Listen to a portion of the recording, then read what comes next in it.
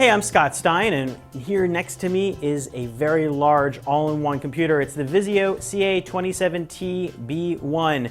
Now, it looks like the desktop PC market has pretty much boiled down to all-in-ones for the most part.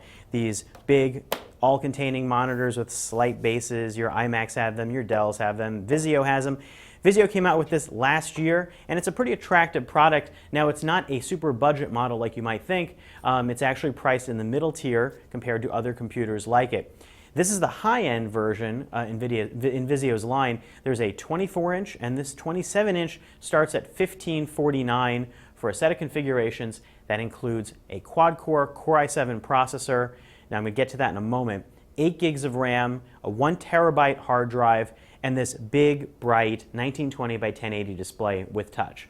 Now, it's a pretty nice display and is vibrant, especially compared to its 24-inch cousin, which I didn't think was quite as bright or as zippy. Now, it's about that processor. It's faster than your average in this price range, but keep in mind that Intel now has 4th generation Core i series processors that are going to be popping up in PCs all over the place. When will it show up in particular computers? We don't know, but pretty soon. So when will you see a version with a faster processor? It might be sooner or later. You might want to hold out for that.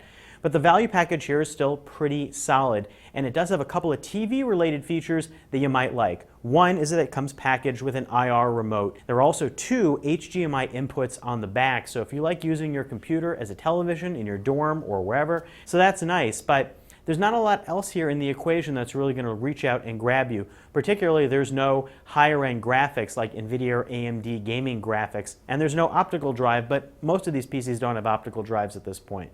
It's a solid value, and if I were to pick a Vizio product, I'd probably pick the one at the top end because of the fact that you're not paying that much more. The entry-level ones in the 24-inch actually are $1279, which is not that big a dip in value. Now, yes, there's a touch screen, but Vizio also packages a wireless keyboard and a trackpad that come in the box. It's a nice touch to have a trackpad versus a mouse because I kind of prefer that, and if you're using it on a sofa, it's a lot easier to use a trackpad than reach for some other device.